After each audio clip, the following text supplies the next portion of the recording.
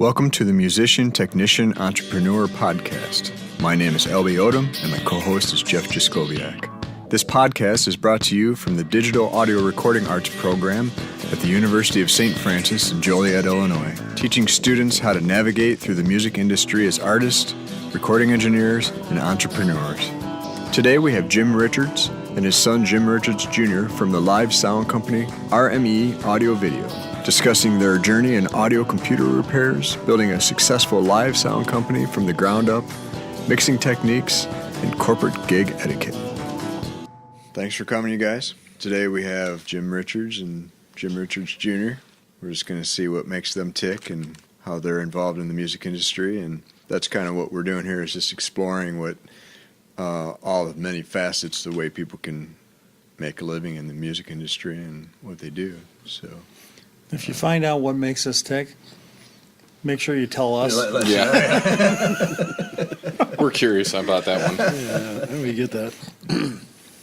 So what would you guys say what you're doing and now, and maybe what's brought you to this point?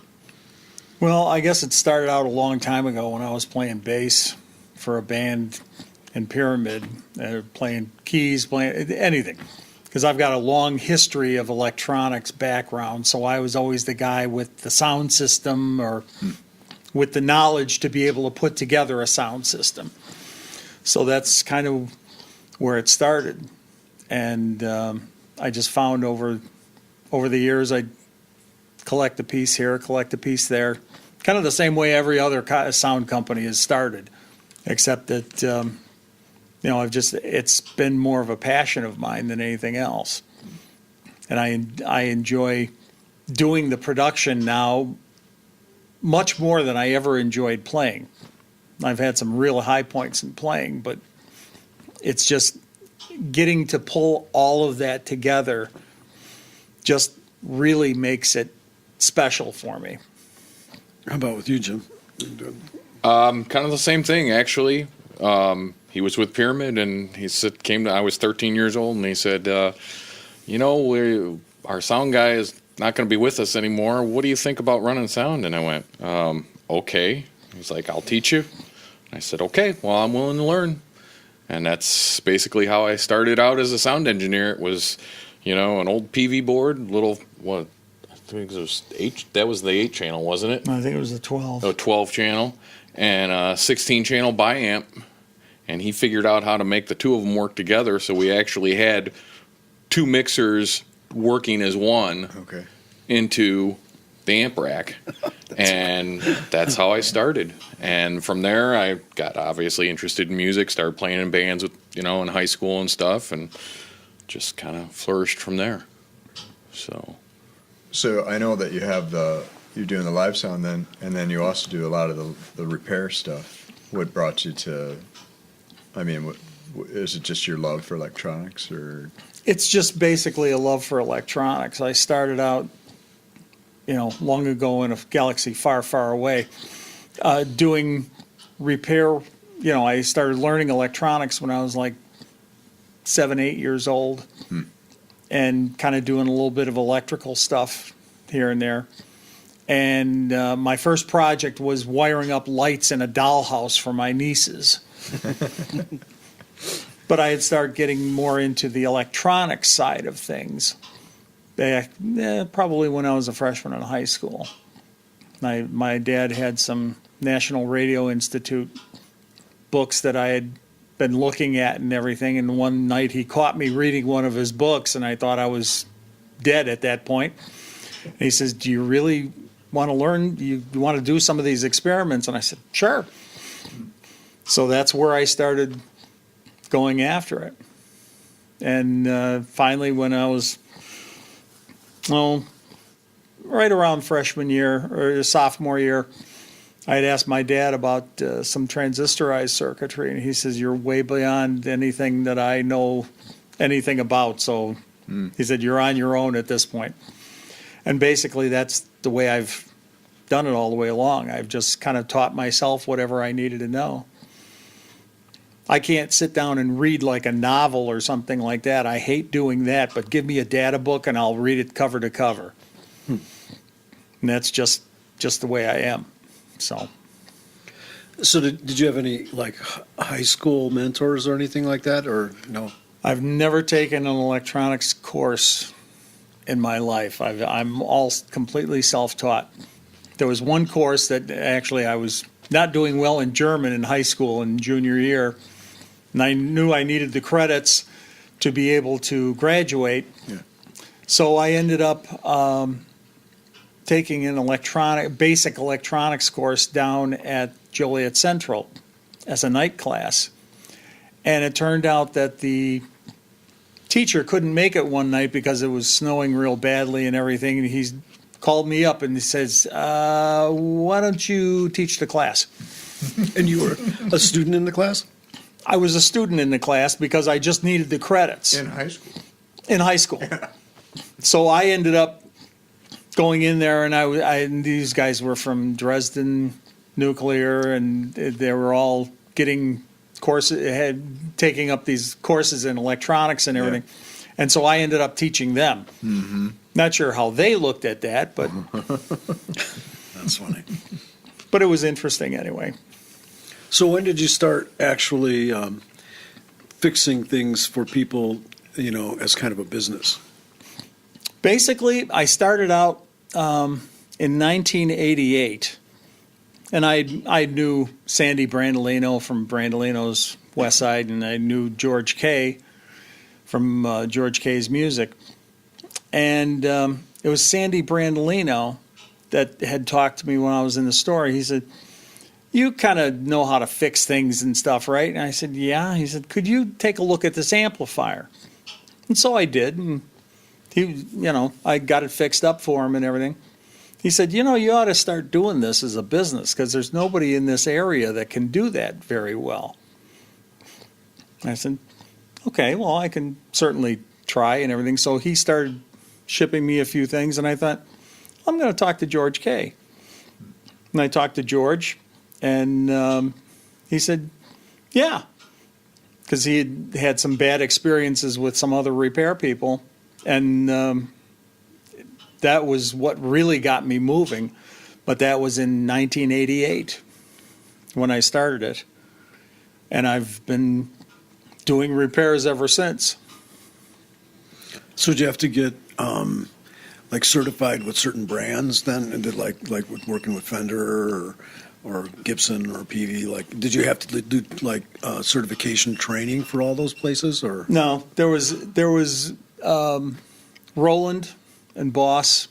They had certifications that we had to go through. Basically, as far as the other ones, as long as you could prove to them that you knew what you were doing, they'd sign you on as a repair service or a service center for them.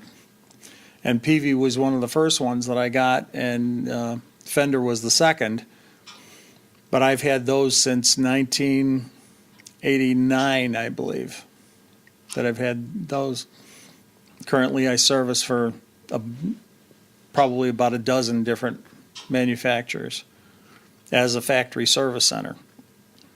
But I'm a one-man operation with that, and it's gotten to the point where there's so much out there.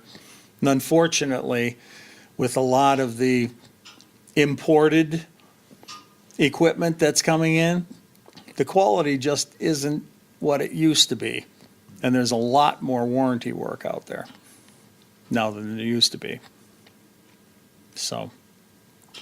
And so because of the warranty work, if somebody actually wanted to get into that repair, there's enough to do businesses in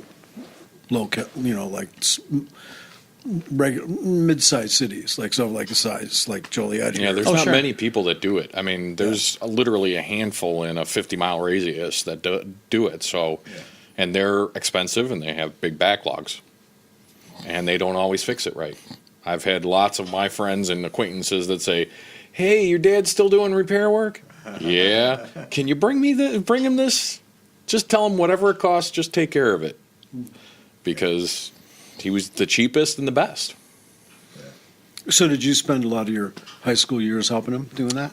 I started chopping wire off of rolls and got in trouble for that many a times when I was little, like 10, 12 years old.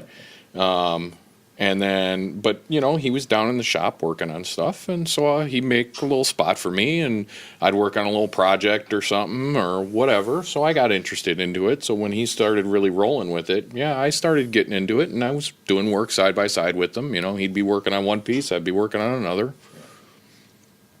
So that went on for quite a few years, probably through most of my college time.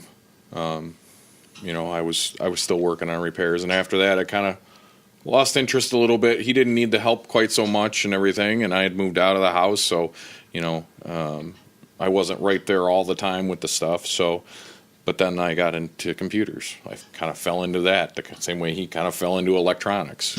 So. Do you build your own computers then?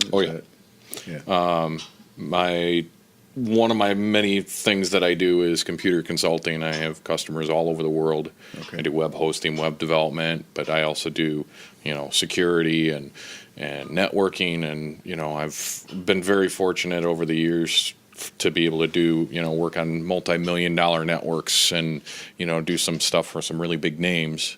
Right. And so, I took that electronic space that I got from him and just kind of started applying it towards the computer side and went further into the technology side of things. Isn't that amazing? See, it's like the paradigm shift from electronics to computers. I think it was tubes to solid state with him, and from solid state to computers with me. Yeah, so it seems like a really natural progression. Yeah. For the sound engineers, too. See, that's what we were talking about yesterday. Is just like, because we had a friend, or one of our students was thinking of. He says, "Well, are you guys ever going to do analog tape?" I said, "No." It's just when we called the program digital audio recording, we made it that specific right from the beginning. And he says, "Well, there's people interested." I says, "Well, have at it, man. You could be a niche for you, but there's not very many people these days that know how to work on those machines." Yeah, and that's the issue. Yeah. And that's the other thing with vinyl. There's a lot of places, people going vinyl, but the equipment is expensive. Yeah. And then you have to fix it because nothing original really works anymore. Yeah. And only 10 guys in the world know how to fix it now. Exactly. Yeah. So digital is great because you can get that, purest quality possible, or to a point. But it's like, once it's digital, then you can go and process it and, take it to a specialty shop that does that, does the vinyl, does the tape, and make it sound closer to what you're looking for. Right. So are you finding in the repair world, too, that there's less actually fixing and just replacing, more, computerized or circuit boards and just troubleshooting, sections of things? Or Well, that's kind of where it's gone to, because a lot of the manufacturers, as I said, they offshore a lot of these, they import a lot of these things, and as a result, they don't get individual piece parts. They get whole board assemblies. Right. Well, it's kind of a hard nut to crack when you tell a customer, okay, I know you broke off this control on your mixer. It's one of 50 controls on this mixer or something like that, but you have to buy this whole board. Now the control might have cost you $5 or $6. The whole new board is $300 Right. for a broken control. And that's where at least some of my, I guess if you want to call it inbreeding, comes from the electronic design side. So I can kind of engineer around those things and be able to, kludge something in or make it work and save the customer a couple of $100, or save him from having to buy a whole new rig amplifier or Yeah. something. So that's why a lot of people come to me, because I was a musician, so I know that musicians do not have a lot of money, and as a result, I'm going to try to save them some of that Right. as much as possible. What's your favorite thing to work on, Jim? More of the design side of things.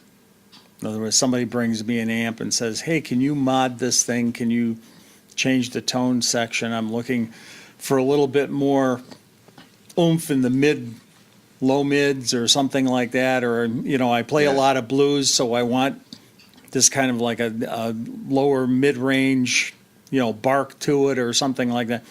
Those are the things that I like doing because I like to use all this gray matter between my ears rather than just doing the control's broken, use the solder extractor, pull it out of there, replace it, put it back together, call the customer, get paid. Right.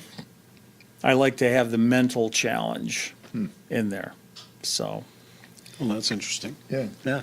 So when did you start kind of pivoting into having some of your income being doing sound?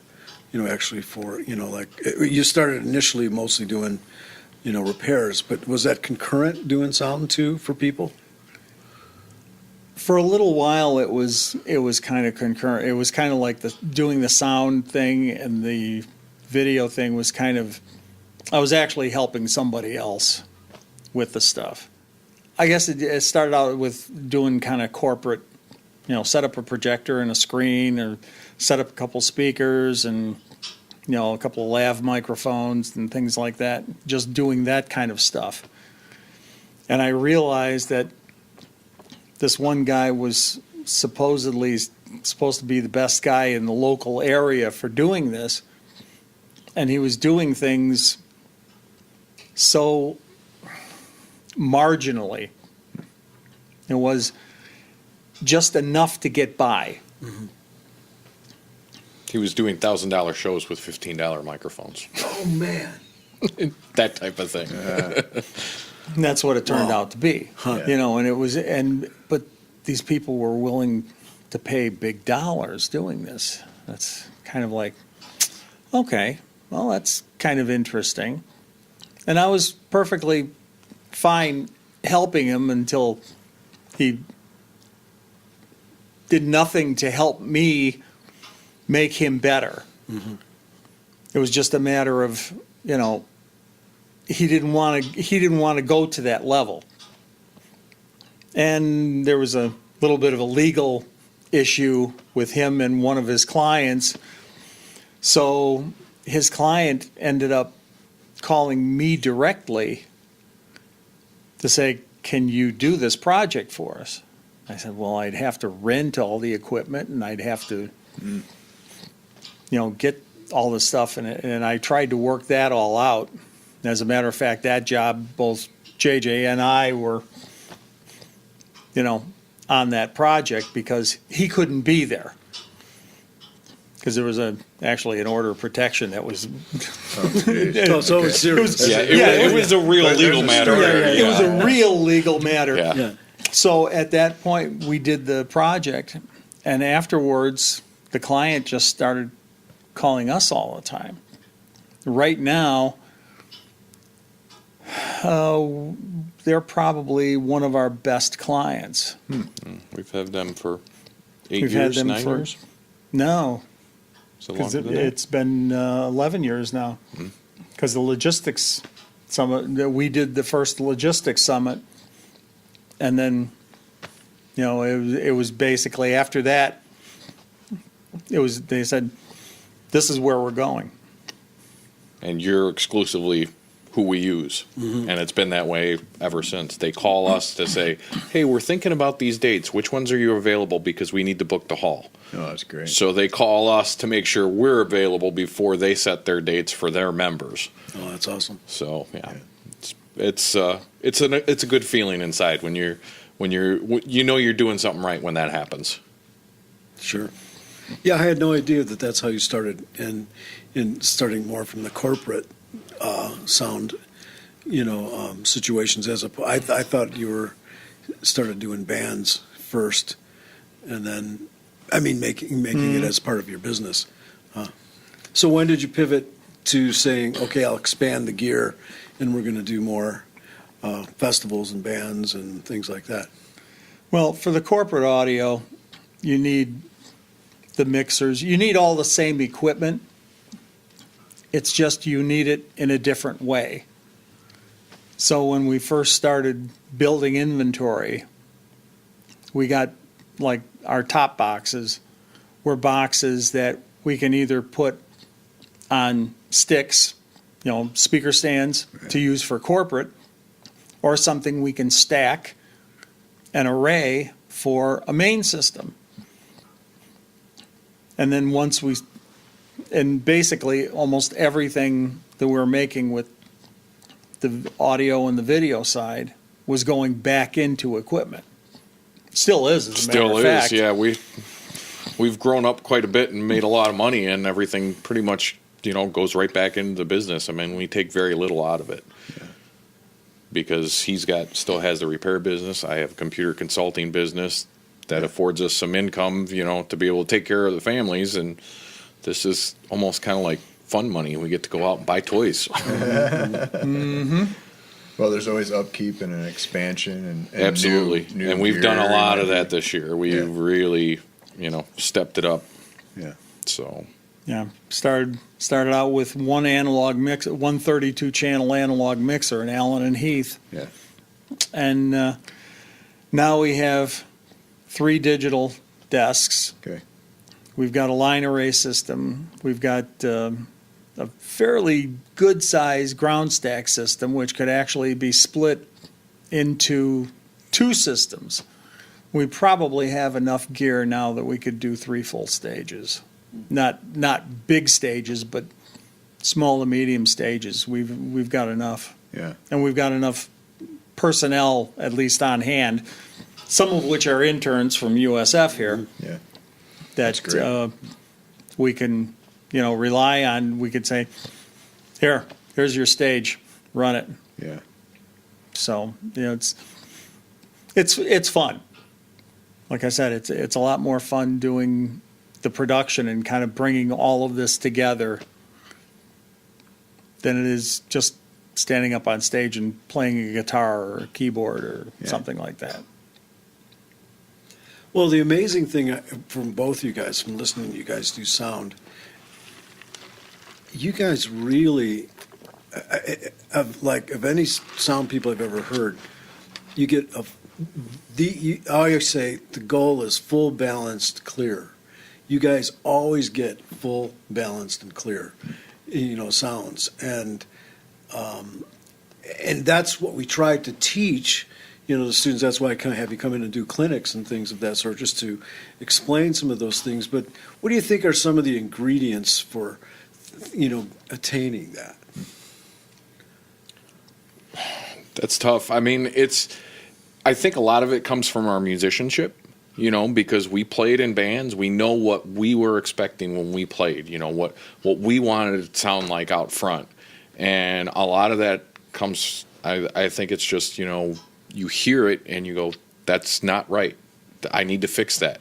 And then the other part of that is the knowledge to know how to fix it, and just always striving and going, okay, I know this song. I know what the song is supposed to sound like, trying to make it as close to that as possible in that live situation.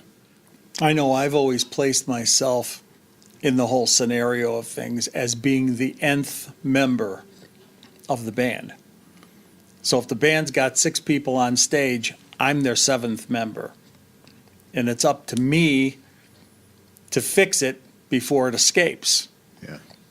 So, if you've got 6 people up on stage, you're the man who's bringing it all together and making everything sound good as an ensemble.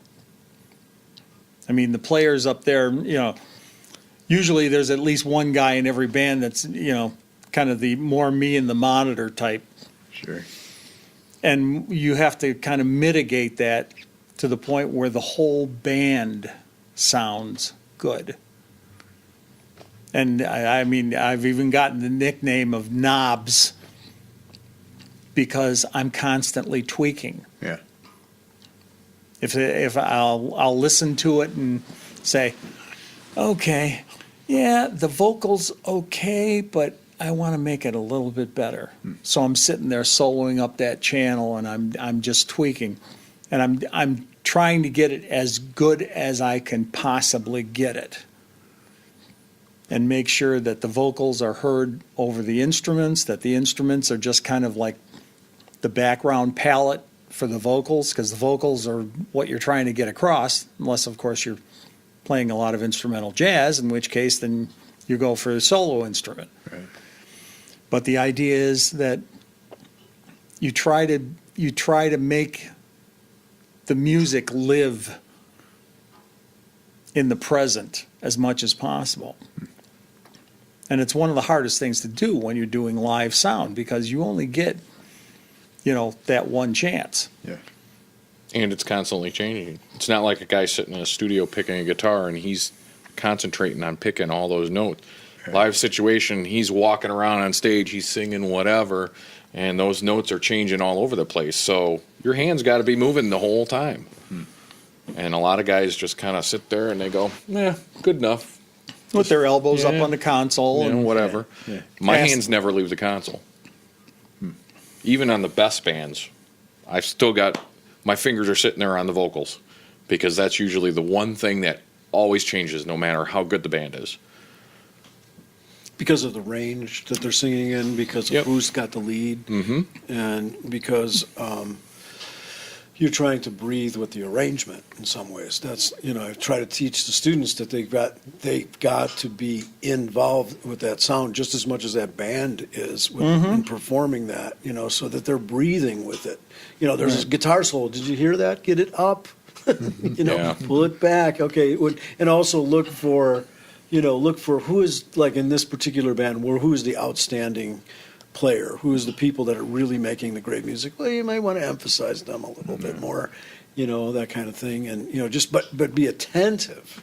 I mean, I'd like to hear more about what you guys think about mixing bands in general. Like, and again, how, for example, how do you figure out, okay, I'm not getting this particular vocal to cut through? What would be some of your go-to things to make it pop more, like in terms of either EQ or compression, or what other tricks that you would do to make something, be more present like that?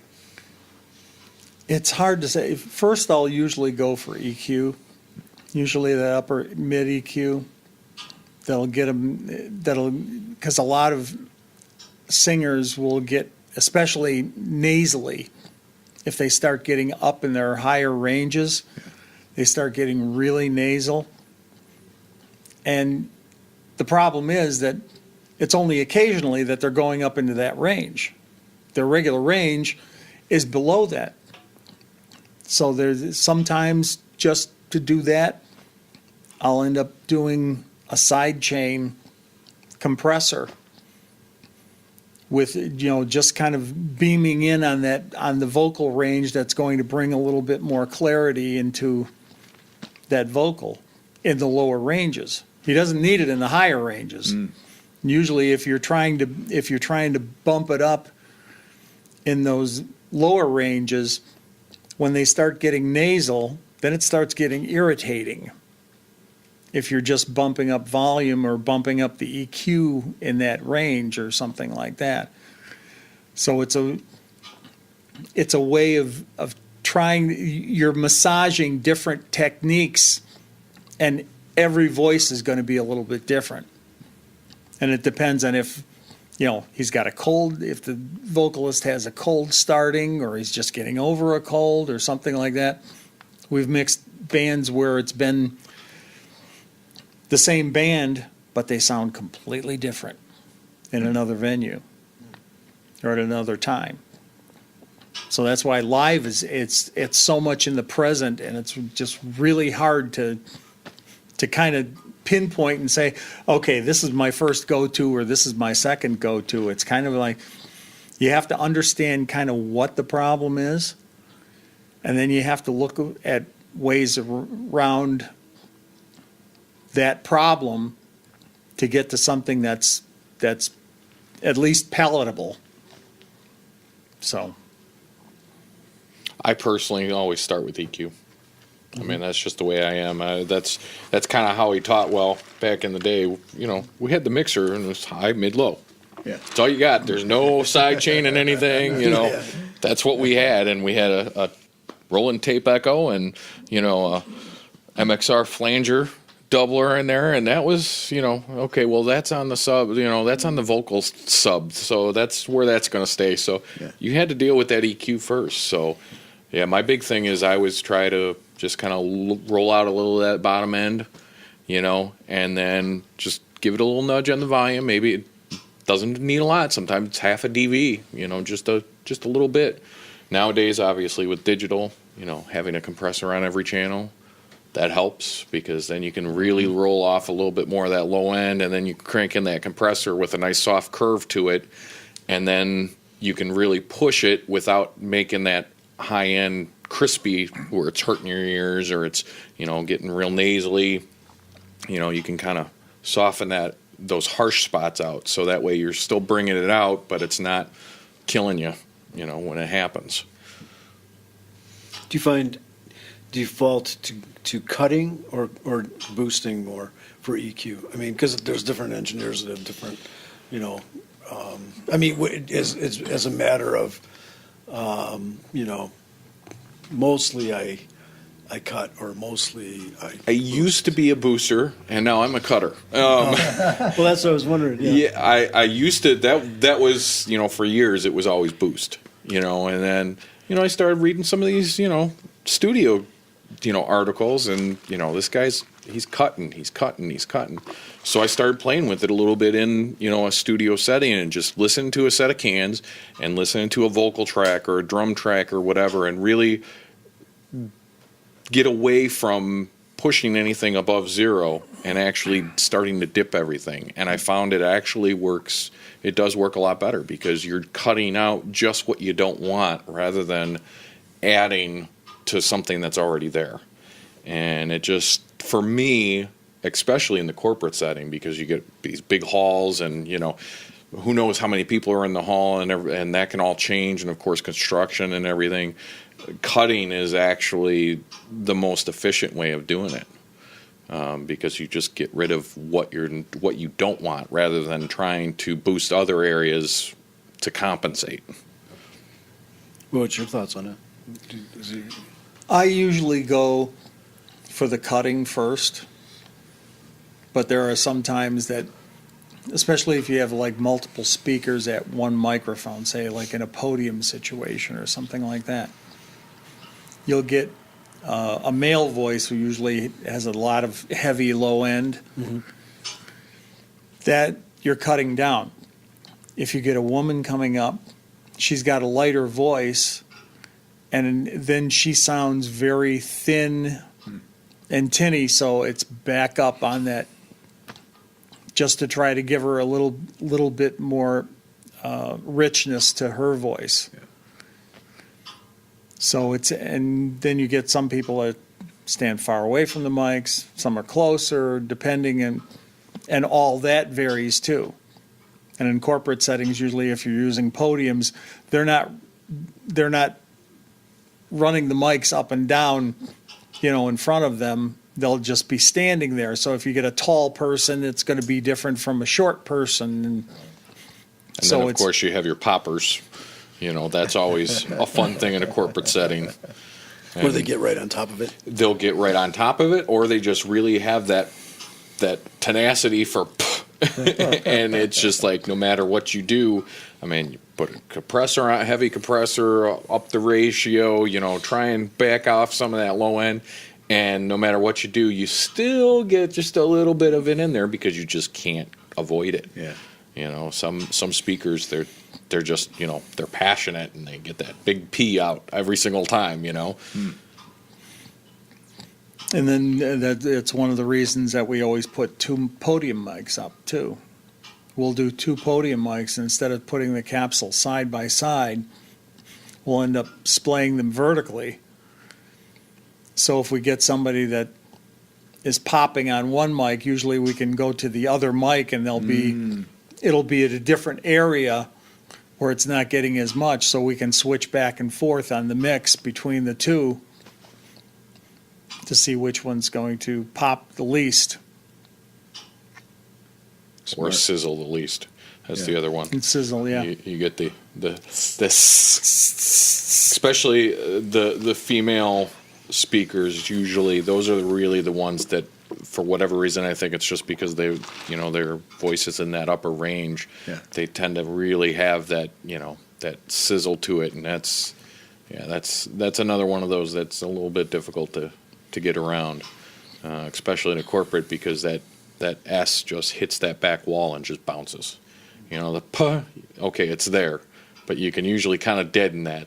The sizzle, Ouch. In a big room with Hard walls. hard walls all around you, that's gonna bounce. So you get somebody that's S S S S S, and it's like, okay, that gets annoying after a while when you're sitting there in a 2-hour conference. So do you feel like when you're doing corporate, like you're just as attending, just like if you were doing a band, just as, More so, okay. because at least musicians are kind of predictable. They kind of, this guy's on stage right, this guy's on stage left. You can kind of see within about the first 10 minutes how they're going to act on stage and things like that. So you can kind of see where that's at. Yeah. Corporate, you get people that aren't usually real Used to good, speaking. used to speaking to crowds, or you'll get somebody who does it so infrequently that they have no handle. They just go up there with the idea that, all I got to do is talk at this podium and Read my buzz through- script. read my script here, and I'll be fine. But you don't know how they'll attack the mic, how how they will be turning their head from side to side and things like. I mean, there's a whole. And then you got the grabbers that always have to adjust. They step back so they feel like they have to adjust it down, and they walked up to it. Now they got to bring it back up. Or they just get nervous and they keep grabbing the mic. Yeah. That's always the worst because they're condenser mics. Yeah. With a gooseneck built into the mic, you hear it. Yeah. If they move it, you hear it, and that's where you have to really be attentive and you got to be on it, because as soon as that hand goes up, you better be on that fader just ready for it. Mm-hmm. So when you're doing corporate, there's a your little toes. bit more attention. Plus, you've got a whole room full of people there who are listening for the message. And the idea of the message is it has to be very clear, very concise, very clean. If it's not, then, what are you doing Yeah, there? it failed. Right. Yeah. Right. And as a matter of fact, our one client, the head of that organization, tells us time and time again the same thing. He said, I went to this conference, down in Springfield, or I went to this conference in D.C. or something like that. He said, and the sound was awful. I keep thinking to myself, why couldn't we have RME doing the sound here? Right. Because he said, every time you guys do the sound, everything is nice and clean. It's easy to hear. It's concise. It's not overburdening, but it's there. Yeah. It's what it should be. So, Yeah. Well, you guys care. I mean, I think that's a large That's a big part of it. You guys Yeah. actually, just from playing so many clubs and gigs and then going to see bands, and you sometimes, it looks like the sound guy is more interested in his Facebook page than, he's just sitting there on his phone or whatever, and it's just kind of like, He's just there to collect a paycheck sometimes, Yeah. And Yeah. unfortunately, you just can't, when you're in a live setting, you just can't do that, Right. If you really care about what people are perceiving of the show, whatever kind of show it is, you can't be that way. You have to be attentive to what's going on. Yeah. How do you guys feel about, since you both have worked on analog and digital, are you guys like embracing the digital, consoles and Do you like that, or would you rather go back to outboard gear and an analog board? And I personally, I love analog. I love the sound of analog. Yeah. I do a lot of mixing, in clubs and stuff for some bands and stuff, and a lot of those places, just because there's such a difference between digital, interfaces, they stick with analog. Cubby Bear, they've got a brand new Midas, analog board, really? Because the people that come in there don't want to deal with, well, you got this digital one and this is the one I know, right. So they went analog. And there's a lot of places like that because it's just easier, when you have guest engineers coming in, because it's, an analog board is pretty much an analog board. It doesn't, right. Get too varied from the basics at least. And, I love the sound, but at the same time, when I get on an analog board, I go, man, I wish I could just punch in a compressor here, or man, Yeah. I wish I could, I could split the channel, split the input to two different channels and throw a compressor on this one and A/B between them, or, any of the cool stuff that you can do with digital. So I'm kind of in the middle of the road, I like the sound of the analog, but at the same time, digital has a lot of advantages. And, if you're doing a lot of different type stuff, corporate or, with bands and stuff, digital makes it so much easier to do. Yeah. And it's generally more compact too, right? The Absolutely. digital too. So, what's your thoughts on that? About the same. Although, I think the way the state of digital is, they keep on making, so many improvements and so many different steps and, adding this, adding that, adding this.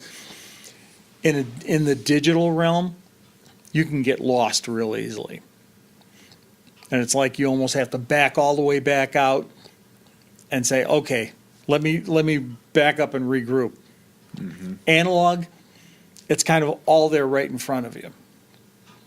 There's no routing bays that you have to go to. There's no, everything's kind of hard patched. And I guess if you can mix on digital, you can mix on analog. But it's not always the same the other way around. Guys that have mixed on analog and everything, you set them down in front of a digital desk and they're like, okay, give me about an hour or so to kind of wrap my fingers around this and then I'll get an idea. Right. Now, of course, the guys that are out there on the road doing this all the time, they mix on, a plethora of different digital desks. So that's not a big problem for them. But the guys that are doing, the smaller venues and things like that, it's kind of like the digital's great to have because you have all that available to you. And in some ways, it might actually make it harder to go to an analog because as soon as you get over to the analog side, you don't have that compressor on every channel. You don't have that gate on every channel. You don't have the 4-band fully parametric EQ on every channel. Right. It's kind of like, I'm missing this stuff. But it might be a way of sharpening your skills a little bit too. Yeah. Because you have to do it without all those little crutches. I hate to use the word crutches, but Right. you have to make it sound good With less. With the basics. with less. Yeah. Yeah, With it's the like taking a basics. guitar player and saying, okay, you've been playing with this huge pedal board for all these years. There's an amp and a guitar. Make it sing the same. Yeah. You really find out how good you are, and some of I know I did. Yeah, I mean, it's one of those, it's when you go back to the analog world and you don't have two stacks of outboard effects to depend on, Right. you really go, okay, we're back to the basics. I'm going to do this. And you really have to sharpen that pencil and get it done in the same, same thing that you would normally do in the digital world. Yeah, it was interesting too because for the last 5-6 years when we've had this class live sound production, and Jim has, done some clinics for it, and I ask the students after every time we've done it, and even some of the things we've done with like music educators, and I'd say, okay, look, we did that analog section first, and then we went to the digital. Should have we maybe cut a little less time on the analog and done more digital? They all said, no, we were glad you did the analog thing first and then migrate to the digital. Again, these were beginners and things like that. But it seemed like that analog architecture, you get that in your system first, then it's much easier to go to that digital architecture. Right. And I said, look, I'll change it if you guys want. If you think I should just get to the digital faster, and they go, no. So, well, I think the analog helps develop their ears a little bit easier, a little bit better, because you're not clouding your judgment with all these toys that are there. If you get that, you start with that analog bass, you really go, okay, this is what a basic EQ does on a channel strip. Right. I don't have Q on every single filter, and it's like, okay, well, now how am I going to make this sound good? It really makes you focus on what you're hearing rather than these 17 knobs that are there available for you to use. So I think the analog part is very, very important. So would you guys say you cut your teeth on understanding the sonic spectrum using analog boards? Like, so when you could say, oh, that issue is right at 2K, or this, I got to pull down this 500 here. Would you say that kind of came from doing a lot of sound with analog boards, or do you think that's always being developed? To say it's, at 500, no. It was more of, okay, this is where I think it's at, so I'm going to grab the low mid knob, but to actually know, okay, that's sitting at exactly 500, that came more from the digital, because you got an RTA right there, on top of your EQ, and it's like, okay, you hear it, now you see it, it's burned in. Now, when you hear it again, you go, I know exactly what frequency that is. So that's one of the highlights of digital, is being able to really isolate and dial in some of those specific frequencies and going, that's where my issue is. That's cool. Yeah, I haven't thought of it like that. When you were talking about, again, the corporate, how it changes, and how much time before a gig, no matter what kind of gig you do you spend understanding the venue? In terms of scoping it out and speccing it out and saying, okay, we're going to have anomalies here. Do you guys, in time aligning and things of that sort, do you? That's usually the first thing we do. If it's a new venue, first thing he and I look around and then clap test. Okay, how dead's the room? That's the first two things we want before we even bring one piece of gear in. We look around, clap test. Okay, we can work with this and go from there. So, I mean, I think anybody should initially, when they're walking into a new space, that you got to look around and see, okay, we got acoustic ceiling tiles, we got tile floor, we got, drywall walls, whatever the scenario is. I think you need to, look at the big picture and take as much time as you need, because the room is one of the most important parts. You can have the same mic and same speaker every single time, but if that room changes, that's everything.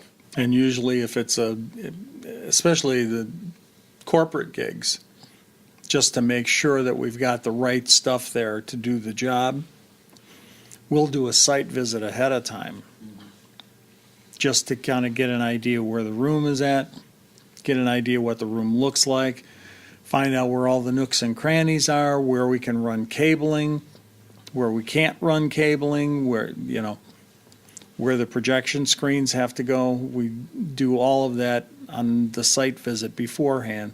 And that's before we even start making up equipment lists or anything like that. Sometimes before we even bid, we'll go out and we'll say, okay, we're going to bid on this. I want to take a look at the space. It sounds like an interesting space. We might need to really look at this before we even bid this out. So we'll go and do a site visit before we even bid on something. Are you working with a client a lot also? Is there usually? Oh, yeah. Yeah. Mm-hmm. Yeah. I mean, it's, you almost have to become, like one of their employees, because you're looking out for their best interest. And when you're genuinely involved with making things the best that you can, that, they perceive that as, good for them, and that's how you get the repeat business. I mean, Yeah. almost all of I don't think we've ever really advertised except for a little Facebook stuff and, a little sponsorship thing here or there for a customer or something like that. And business cards. And everybody just calls us because they said, well, I talked to so-and-so, or, I was at this show and, heard about you guys and, talked to the client and they were enamored with you and they said, these are the guys you need to call. Yeah. That type of thing. So it's those warm fuzzies, kind of that give the customer that idea that, you really do truly care about their event, and no matter what kind of event it is, and you want them to have the best event possible, and they pick up on that. And everybody wants to feel like they're being well taken care of and that they've got the best people on the project that they can have. Right. And if you can be there and you can reassure them that, yes, you did pick the best people to do this, then they'll keep coming back. Yeah. Because it's our job to make them look and sound good in the corporate world. In the live sound world, it's our job to make them sound good all the way around. But the idea is the client is the one that you have to make look good. Right. So anybody trying to get into this, if you're doing it to make a name for yourself, you're doing it for all the wrong reasons. You want to make a name for your clients. You want them to have the spectacular shows. You want them to have a good turnout. You want them to be taken care of and them to feel like they got a very good value for what they spent. Because as long as that happens, they're going to keep coming back to you. Yeah. All you're doing by putting them up on top, by putting them on the pedestal, you're ensuring your future business. You're the pedestal. That's pretty much it, yeah. Mm-hmm. So again, our students, our focus here at the school is developing their musicianship, their technician, being up good engineers, and then having a good business sense, having the entrepreneurial component. But it sounds like that you guys do a good portion of video-oriented things too on these corporate. Like you're setting up not just sound for the video, you're actually setting up the video gear for them, and you guys own that too? Video, lighting, pipe and drape, all that stuff. I mean, we try to offer the customer the complete package. Okay. Because obviously we want them to come to us for everything. But if it's all our stuff, we can control how it looks, how it sounds. So we can give them that total. This is a nice clean look all the way across. It's a consistent look all the way across. I see. So you can give them exactly what they're looking for. They say, oh, well, I don't like the way those lights. Okay, we'll change it. And now everything has changed to their specification, but they're happy with the way it looks because everything is consistent. So when you guys do a gig like that, do you have like your turf, you're doing the sound, you're doing the video, or are you just kind of both ping-ponging on whatever? We both do whatever needs to be done. Yeah, we kind of look at each other, you go, what do you want to do?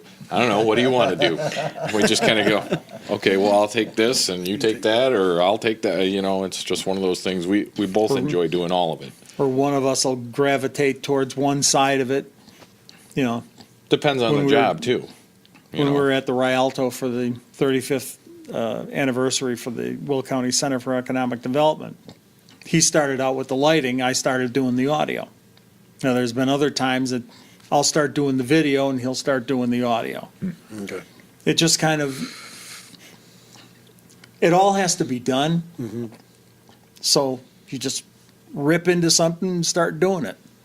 And the thing is, we don't have any, per se, specialties between us. So we can do anything. Either. Yeah. So. So you'd highly recommend that's students that are involved in doing audio or working in any kind of audio capacity to also gain and to start diversifying into some audio for video and actual setups and lighting. I mean, that's we've been trying to do with the ensemble with expand lighting. Yeah. At least the basics anyway. I mean, it's important. Anybody that expects to do anything in the professional world of audio should know at least a little bit, about all those things. Unless they plan on sitting behind a desk, mixing for the rest of their lives. I think they should, it's very important that they learn a little piece of all of that and at least know when somebody's, hands them a cable, they can go, I'm not sure what that is. That shouldn't happen. They should know that's a video cable, or that's a DMX cable. It's just kind of, basics of the industry, I think. Yeah. Yeah, you have to be diverse in what you're doing. And really, when you're doing live sound like concert audio or things like that, if you're just doing the audio, yeah, you've got a limited, kind of spectrum that you're dealing with. But when you're going to video, when you're doing lighting, all of that, the signals are different, the connections are different, everything is different. So at least if you have at least conversational knowledge of what's going on with the stuff, that will help you immensely down the road. Because I almost guarantee any of the sound companies around the Chicago area, you aren't going to walk in and start mixing. Right. You're going to be doing the grunt work. You're going to be hauling monitors around, hauling boxes around, pushing cable trunks, doing all the, lifting arrays up. You're going to be doing a lot of grunt work. But if you know some of this stuff already and you start applying that knowledge at that level, you're going to move up the ladder faster. Mm-hmm. And it'll basically come through. Something will happen. The front of house engineer has to step away to go to the men's room or the ladies' room or whatever, mm-hmm. and everything. If you're a good, solid roadie, good, solid employee with the company, they'll say, "Watch the board for me for a few minutes." Right. And the thing is, he'll go do whatever he has to do. He'll come back, and a lot of times they'll just stand there maybe 10, 15 feet away, just watching what you're doing to see how you're handling the responsibility that he gave you.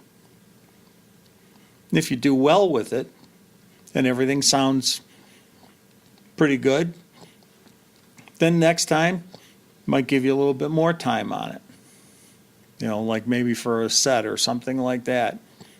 And it just kind of break you in easily to the point that all of a sudden you're doing just as well as he's doing and everything. And then they know they've got an engineer in-house Right. that can pretty well take care of whatever comes his way. And that's how you move up the ladder. So for your guys' case where you guys are doing the one-stop shop, you're basically saying, look, all you guys need to be able to do is learn how to use the clicker for the PowerPoints, and we got everything else covered. Yep. Mm-hmm. And so for example, if they have film that they want to present, they cue you and you click the film and do you ever have to rehearse their presentations with them, or you just walk it through beforehand, or? Usually they have their presentations pretty well down, their presentations, but we'll go through the agenda with the client to make sure that they've got everything there. Now, 90% of the time, they have all their stuff there.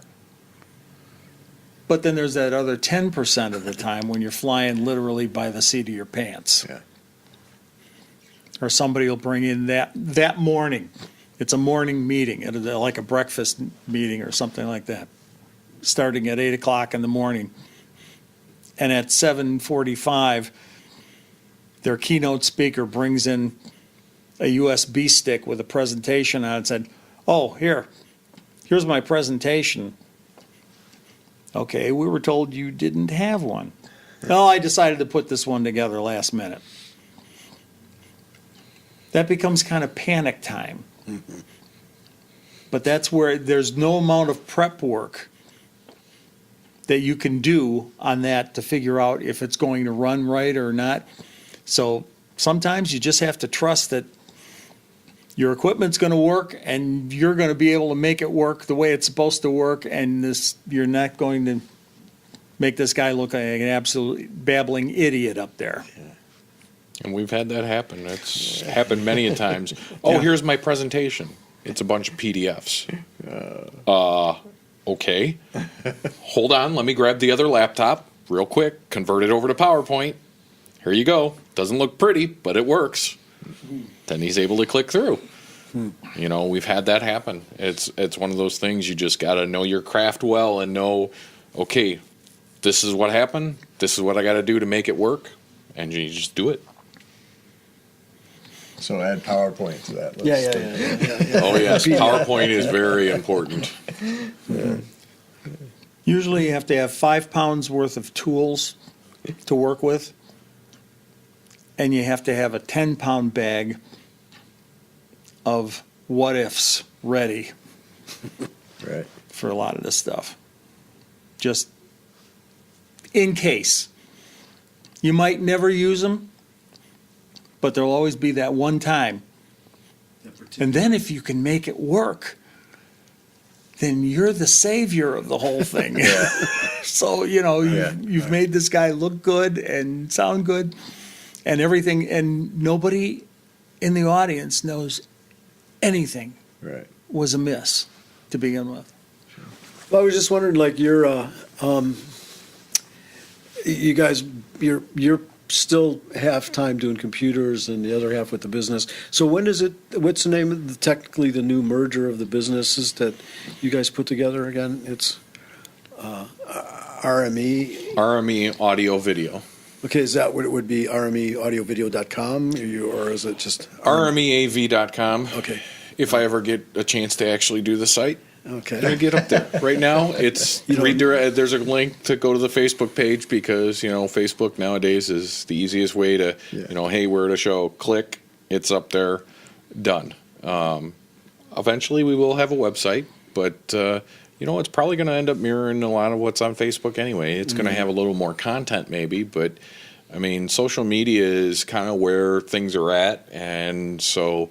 That's kind of our calling card for people that want to look at pictures or video or, Right. Who's your client? Oh, look, they did this client, or that client. So, it's RMEAV.com. And then that'll direct them to the Facebook. There's a link to be able to go to the Facebook page. Okay. But everything's kind of branded RMEAV Okay. just for the short, it's quick. easy. Yeah. And that's what the email address is. I wanted, being from the technology side and internet marketing side, it was like, okay, we were actually going through probably a half a dozen different names. Mm-hmm. And it came down to what domain name is available. That's the shortest to remember. Right. And so RMEAV.com, we went, okay, we can work with this. Yeah, that's easy to remember. Yeah. So. So you guys are, the future looks as if that's where you're going to try to grow into more as well as you, and less of the repairs and less of the computers, kind of, hopefully. Mm-hmm. That's the idea. Yeah. Okay. So do you think that this kind of job or vocation, this isn't going away. This is going to continue to be. It's not going to be the digital world, and this sort of thing is still going to be a viable potential job for people if they can do what you guys do, understand how to serve the clients, understand the gear, understand rooms and that this and doing the festivals. This kind of work is going to be there for people. Would you say? Oh yeah. Absolutely. It's not like nowadays with computers where anybody can replace a hard drive or anything. It's not something like that. I mean, there's definitely skill set there that goes along with it, and that can't be replaced by any technology, at least none that are around right now anyway. Mm-hmm. It's really, you need a human being sitting there and listening and making changes based on what you're hearing. So it's very much, it's an interactive thing, and I think it's going to be an interactive thing for a very long time to come.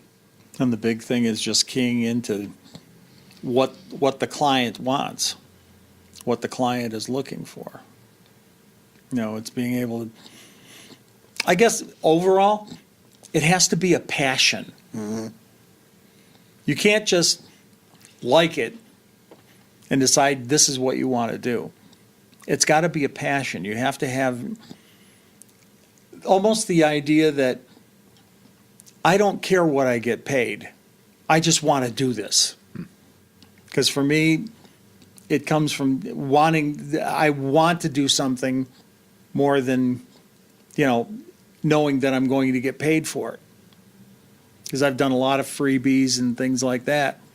And we do freebies every year as far as like for charities and things like that. But you've got to have a passion for what you do. It's got to be almost in your mind, 95% of your day.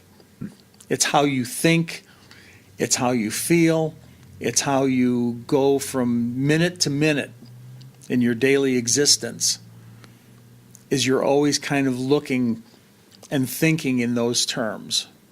It's not something you can just switch off or switch on.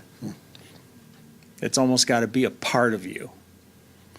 And when you have this, if it's a part of you and you're a part of it, it's a marriage of those two things, and then you can't go wrong.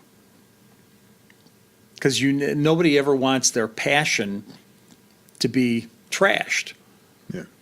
They want to make it live. It's a living, breathing organism, that's a part of your soul, and that's what you got to go. That's you're doing everything to make that part of you work the best you can. Well, that's awesome ending right That's there. some great advice. Yeah. Thanks, Jake. Thank you, guys. That's been terrific. Certainly. You're welcome. All righty. Thank you for inviting us. I'm glad we could air our laundry. It's wonderful. Thanks again. Yep. Thank you.